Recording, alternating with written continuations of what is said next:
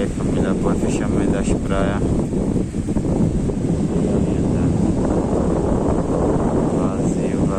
Vazio. Muito triste, família, a gente que depende do comércio aqui ambulante na beira-mar em Porto de Galinha. A gente tá passando por isso. A gente sabe que o vírus existe, mas a gente aqui tá seguindo todos os protocolos do governo do estado.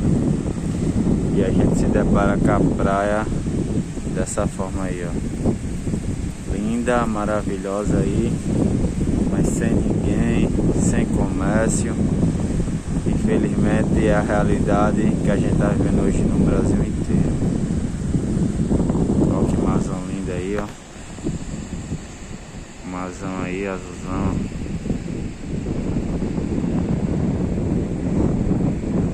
É isso aí, família. Praça das Esculturas aqui em Porto de Galinha.